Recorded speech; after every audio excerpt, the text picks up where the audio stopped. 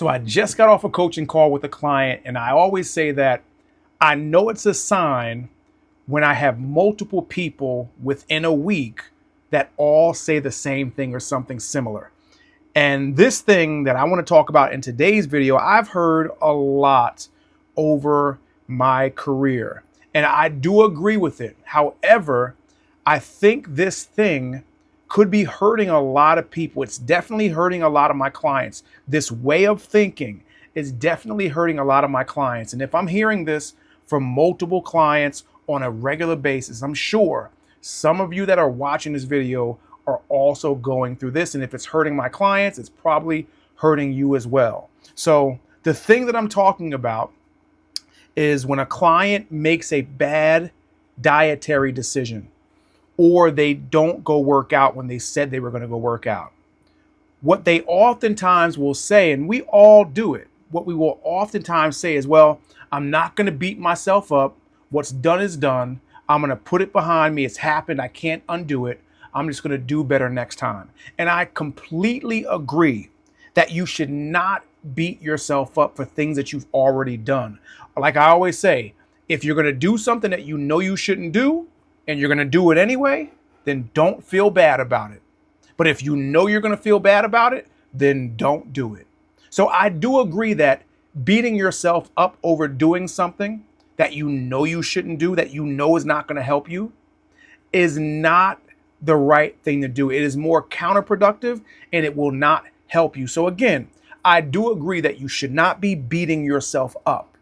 However, what I think you should do instead is, instead of beating yourself up, what you should start doing is holding yourself to a higher standard. So instead of beating yourself up for doing something that you know you shouldn't have done, what I say is you should be tougher on yourself. And there's a distinct difference between being tough on yourself and holding yourself to a higher standard and beating yourself up. So when you're beating yourself up, you're talking about something, or you're beating yourself up, you're downing yourself over something that happened in the past that you can't change. And again, I do not agree that you should be doing that. But being tough on yourself and holding yourself to a higher standard is in the present, before you take that action that you want to take that you know you shouldn't, or before you don't do something that you know you should do.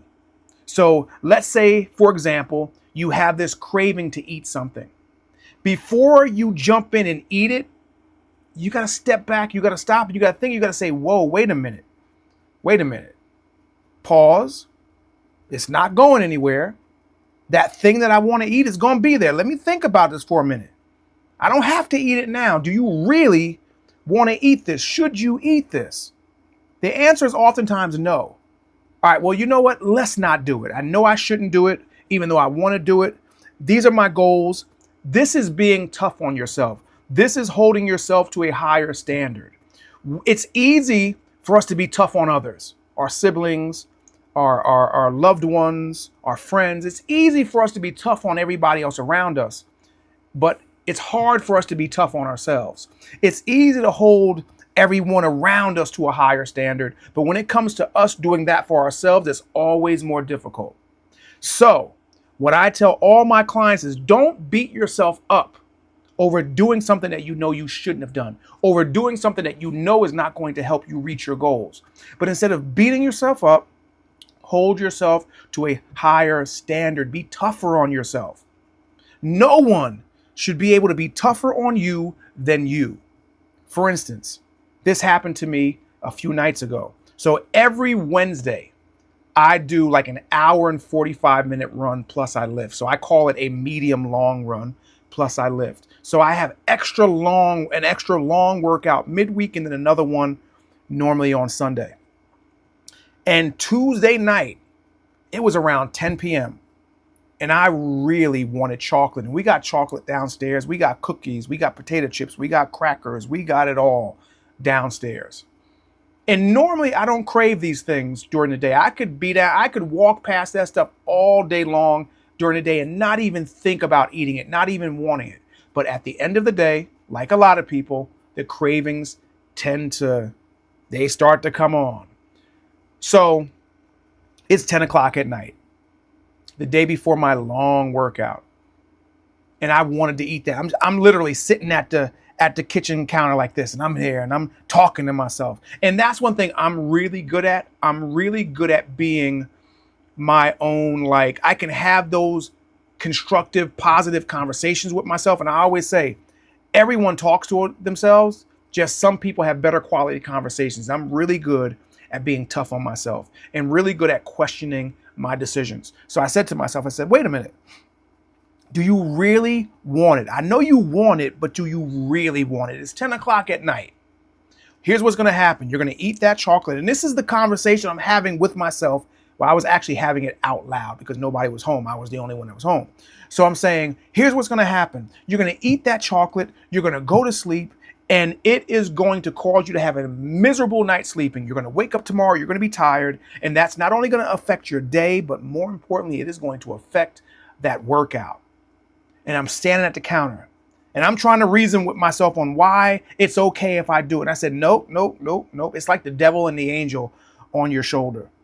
I said, nope, go upstairs. I said, look, if you want to eat it, the perfect time to eat it is tomorrow before your workout because you're going to burn it off. And then I said, you know what?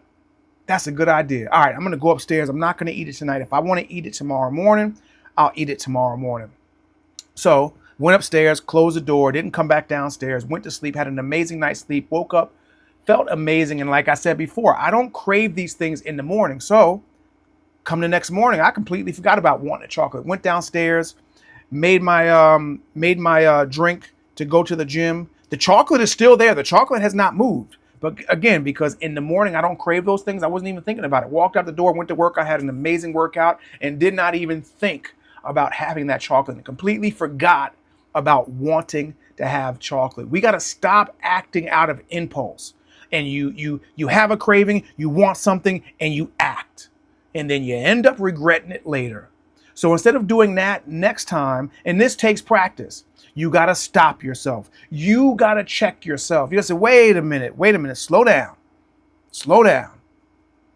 And you got to have that conversation with yourself. Again, not beating yourself up, and doing this can prevent you from beating yourself up because that never feels good.